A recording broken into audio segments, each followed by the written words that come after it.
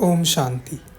30 मई 2024 बाप दादा के ईश्वरीय महावाक्य। मीठे बच्चे, तुम्हें पहला पहला निश्चय चाहिए कि हमको पढ़ाने वाला स्वयं शक्ति का सागर, सुख का सागर बाप है। कोई मनुष्य किसी को सुख शांति नहीं दे सकता। प्रश्न: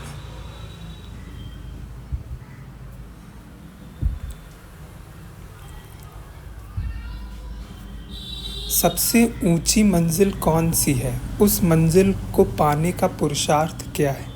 उत्तर: एक बाप की याद पक्की हो जाए, बुद्धि और कोई तरफ ना जाए, यह ऊंची मंजिल है। इसके लिए आत्म अभिमानी बनने का पुरुषार्थ करना पड़े। जब तुम आत्म अभिमानी बन जाएंगे तो सब विकारी ख्यालात खत्म हो जाएंगे, बुद्धि का भटकना बंद हो जाएगा, देह के तरफ बिल्कुल दृष्टि न जाए। यह मंजिल है। इसके लिए आत्म अभिमानी भव। ओम शांति। रूहानी बच्चों प्रति रूहानी बाप बैठ समझाते हैं। इनको ब्रह्मा बाबा को रूहानी बाप नहीं कहेंगे। आज के दिन तो सतगुरुवार कहते हैं। गुरुवार कहना भूल है। सतगुरुवार। गुरु लोग तो बहुत ढेर हैं, सतगुरु एक ही है। बहुत हैं जो अपने को गुरु भी कहते हैं, सतगुरु भी कहते हैं। अभी तुम बच्चे समझते हो गुरु और सतगुरु में फ़र्क है। सत अर्थात ट्रुथ। सत्य एक ही निराकार बाप को कहा जाता है, ना कि मनुष्य को। सच्चा ज्ञान तो एक ही बार ज्ञान सागर बाप आकर देते हैं। मनुष्य को कभी सच्चा ज्ञान दे नहीं सकते। सच्चा है एक ही निराकार बाप। इनका नाम तो ब्रह्मा है। ये किसी को ज्ञान दे न सके। ब्रह्मा में ज्ञान कुछ भी नहीं था। अभी भी कहेंगे इनमें सारा ज्ञान तो है ही नहीं। संपूर्ण ज्ञान तो ज्ञान सागर परम पिता परमात्मा में ही है। अभी ऐसा कोई मनुष्य है नहीं जो अपने को सतगुरु कहला सके। सतगुरु माना संपूर्ण सत्य। तुम जब सत्य बन जाएंगे तो फिर यह शरीर नहीं रहेगा। मनुष्य को कभी सतगुरु कह नहीं सकते। मनुष्यों में तो पाई की भी ताकत नहीं है। यह खुद कहते हैं मैं भी तुम्हारे जैसा मनुष्य हूँ। इसमें ताकत की बात उठ नहीं सकती। यह तो बाप पढ़ाते हैं, ना कि ब्रह्मा। यह ब्रह्मा भी उनसे पढ़कर फिर पढ़ाते हैं। तुम ब्रह्मा कुमार कुमारियाँ कहलाने वाले भी परम पिता परमात्मा सद्गुरु से पढ़ते हो। तुमको उनसे ताकत मिलती है। ताकत का मतलब ये नहीं कि कोई को घूसा मारो जो गिर पड़े। नहीं, यह रूहानी ताकत जो रूहानी बाप द्वारा मिलती है। याद के बल से तुम शांति को पाते हो और पढ़ाई से तुमको सुख मिलता है। जैसे और टीचर्स तुमको पढ़ाते हैं वैसे बाप भी पढ़ाते हैं। यह भी पढ़ते हैं, स्टूडेंट हैं। देहदारी जो भी हैं वह सभी स्टूडेंट हैं। बाप को तो देह है नहीं, वह निराकार है। वही आकर पढ़ाते हैं। जैसे और स्टूडेंट पढ़ते हैं वैसे तुम भी पढ़ते हो। इसमें मेहनत की बात नहीं। पढ़ना समय हमेशा ब्रह्मचर्य में रहते हो। ब्रह्मचर्य में पढ़कर जब पूरा करते हो तब बाद में विकार में गिरते हैं। मनुष्य तो मनुष्य जैसे ही देखने में आते हैं। कहेंगे यह फलाना आदमी है, यह LLB है,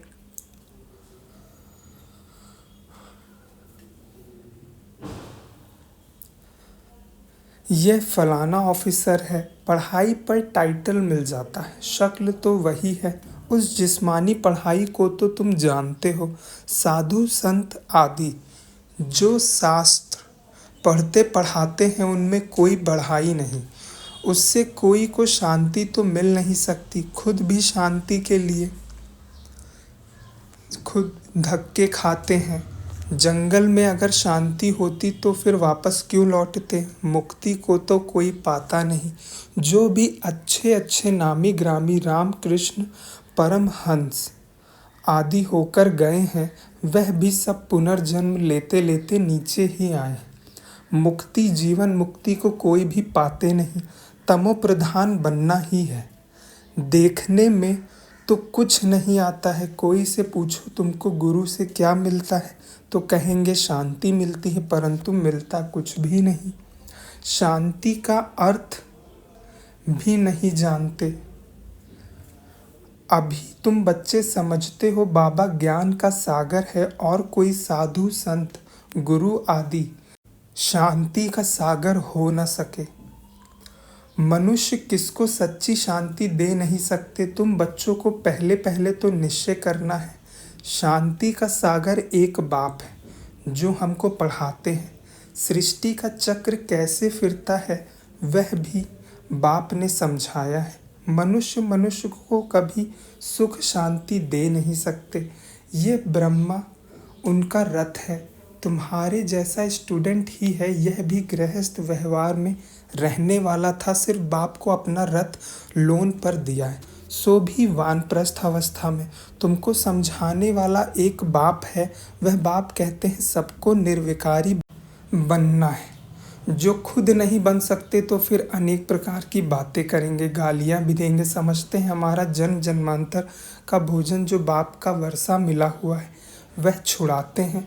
अब छुड़ाते तो वह बेहद का बाप है ना, इनको भी उनसे छुड़ाया, बच्चों को भी बचाने की कोशिश की, जो निकल सके उनको निकाला। अब तुम बच्चों की बुद्धि में है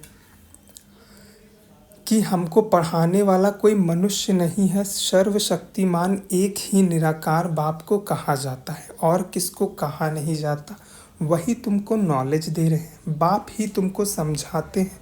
यह विकार तुम्हारा सबसे बड़ा दुश्मन है, इनको छोड़ो। फिर जो नहीं छोड़ सकते वह कितना झगड़ा करते हैं। माताएं भी कोई कोई ऐसी निकल पड़ती हैं जो विकार के लिए बड़ा हंगामा करती हैं। अभी तुम हो संगम युग पर, यह भी कोई नहीं जानते कि यह पुरुषोत्तम संगम युग है। बाप कितना अच्छा रीति समझाते हैं। बहुत हैं जिनको पूरा निश्चय है, कोई को सेमी निश्चय है, कोई को 100%, कोई को 10% भी है। अब भगवान श्रीमत देते हैं, बच्चे मुझे याद करो, यह है बाप का बड़ा फरमान।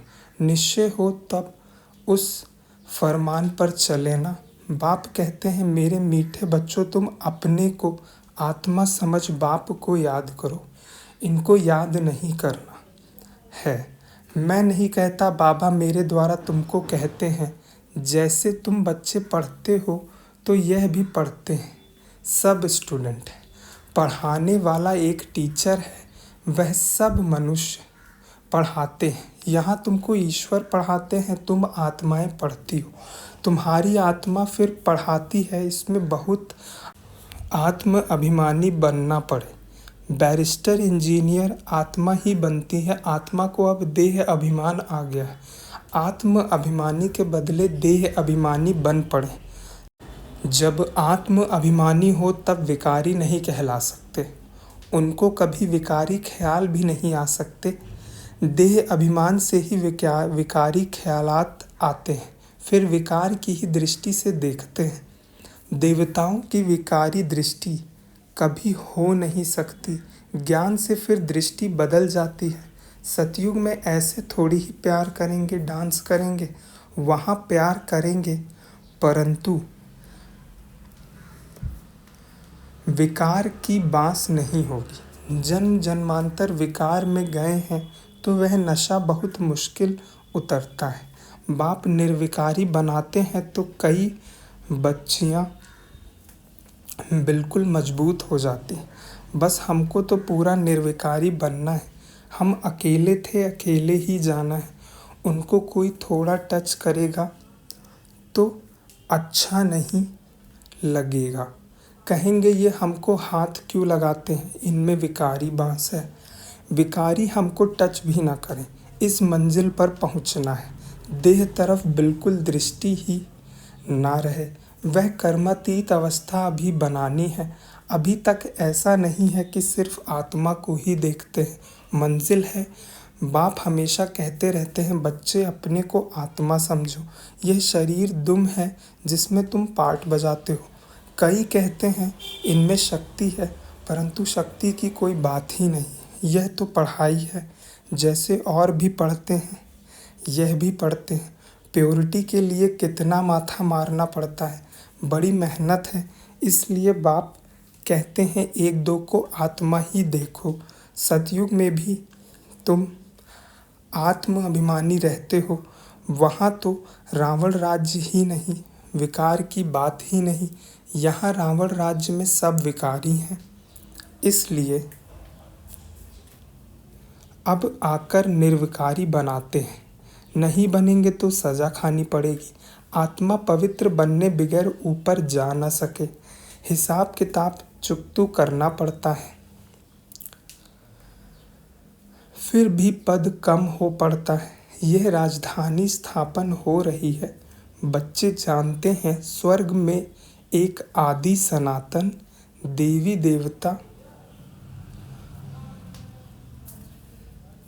देवताओं का राज्य था।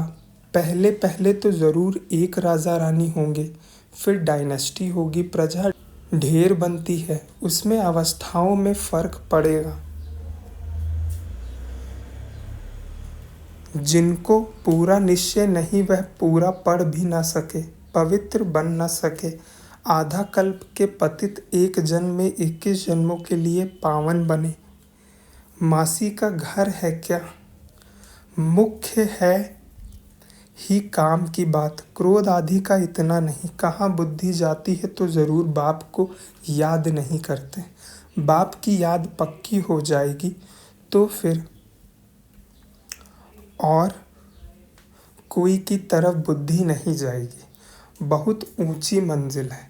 पवित्रता की बात सुनकर आग में जल मरते हैं। कहते हैं यह बात तो कभी कोई ने कही नहीं, कोई शास्त्र में है नहीं। बड़ा मुश्किल समझते हैं। वह तो है निर्वृत्ति मार्ग का धर्म अलग। उनको तो पुनर्जन्म ले फिर भी संन्यास धर्म में ही जाना है। वही संस्कार ले जाते हैं। तुमको तो घर बार छोड़ना नहीं है। समझाया जाता है भल घर में रहो, उन्हों को भी समझाओ कि यह है संगम युग। पवित्र बनने बिगड़ सतयुग में देवता बन नहीं सकेंगे। थोड़ा भी ध्यान ज्ञान सुनते हैं तो वह प्रजा बन जाती है। प्रजा तो ढेर होती है ना। सतयुग में वजीर भी नहीं होते, क्योंकि बाप संपूर्ण ज्ञानी बना देते हैं। वजीर आदि चाहिए अज्ञानियों को। इस समय देखो एक दो को मारते कैसे हैं। दुश्मनी का स्वभाव कितना कड़ा है, अभी तुम समझते हो।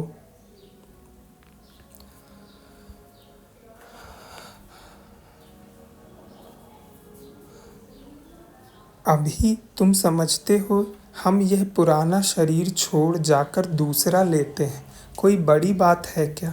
वह दुख से मरते हैं, तुमको सुख से बाप की याद में जाना है। जितना मुझ बाप को याद करेंगे तो और सब भूल जाएंगे, कोई भी याद नहीं रहेगा। परंतु यह अवस्था तब हो जब पक्का निश्चय हो। निश्चय नहीं तो याद भी ठहर नहीं सकती। सिर्फ कहते हैं निश्चय ही नहीं तो याद काहे को करेंगे। सबको एक जैसा निश्चय तो नहीं है। माया निश्चय से हटा देती है जैसे कि वैसे। पहले पहले तो निश्चय चाहिए। बाप में संशय रहेगा क्या कि यह बाप नहीं है। बेहद का बाप ही ज्ञान देते हैं। यह तो कहता है मैं सृष्टि के रचयिता और रचना को नहीं जानता था, मेरे को कोई तो सुनाएगा। मैंने 12 गुरु किए, उन सबको छोड़ना पड़ा। गुरु ने तो ज्ञान नहीं दिया।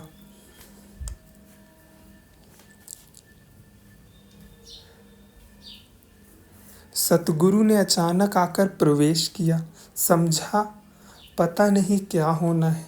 गीता में भी है ना, अर्जुन को भी साक्षात्कार कराया। अर्जुन की बात है नहीं, वह तो यह तो रथ है ना। यह भी पहले गीता पढ़ता था। बाप ने प्रवेश किया, साक्षात्कार कराया। यह तो बाप ही ज्ञान देने वाला है, तो उस गीता को छोड़ दिया। बाप ही ज्ञान का सागर है, हमको तो वही बताएगा ना। गीता है माई बाप, वह बाप ही है जिसको त्वमेव माता च पिता कहते हैं। वह रचना रचते एडॉप्ट करते हैं ना, यह ब्रह्मा भी तुम्हारे जैसा है। बाप कहते हैं इनकी भी जब वानप्रस्थ अवस्था होती है तब मैं प्रवेश करता हूँ। कुमारियाँ तो हैं ही पवित्र, उनके लिए तो सहज। शादी के बाद कितने संबंध बढ़ जाते हैं, इसलिए देही अभिमानी बनने में मेहनत लगती है। वास्तव में आत्मा शरीर से अलग है, परंतु आधा कल्प देह अभिमान रहे हैं। बाप आकर अंतिम जन्म में देही अभिमानी बनाते हैं तो मुश्किल भासता है। पुरुषार्थ करते करते थोड़े पास होते हैं, 8 रत्न निकलते हैं। अपने से पूछो हमारी लाइन क्लियर है, एक बाप के सिवाय और कुछ याद तो नहीं आता है। यह अवस्था पिछाड़ी में होगी। आत्म अभिमानी बनेंगे, बनने में बहुत मेहनत है। अच्छा, मीठे मीठे सीखे लदे बच्चों प्रति माता पिता बाप दादा का याद प्यार और गुड मॉर्निंग। रूहानी बाप की रूहानी बच्चों को नमस्ते। हम रूहानी बच्चों की रूहानी बाप दादा को याद प्यार, गुड मॉर्निंग और नमस्ते। धारणा के लिए मुख्य सार पहला है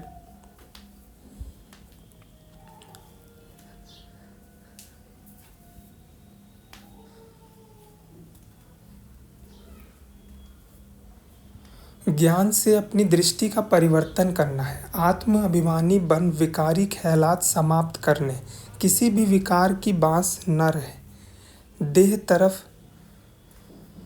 बिल्कुल दृष्टि न जाए। दूसरा, बेहद का बाप ही हमें पढ़ाते हैं, ऐसा पक्का निश्चय हो तब याद मजबूत होगी। ध्यान रहे माया निश्चय से ज़रा भी हिला ना दे। वरदान, सेवा भाव से सेवा करते हुए आगे बढ़ने और बढ़ाने वाले निर्विघ्न सेवाधारी भाव। सेवा भाव सफलता दिलाता है। सेवा में अगर अहम भाव आ गया तो उसको सेवा भाव नहीं कहेंगे। किसी भी सेवा में अगर अहम भाव मिक्स होता है तो मेहनत भी ज़्यादा, समय भी ज़्यादा लगता है और स्वयं की संतुष्टि भी नहीं रहती। सेवा भाव वाले बच्चे स्वयं भी आगे बढ़ते और दूसरों को भी आगे बढ़ाते हैं। वह सदा उड़ती कला का अनुभव करते हैं। उनका उमंग उत्साह स्वयं को निर्विघ्न बनाता है और दूसरों का कल्याण करता है।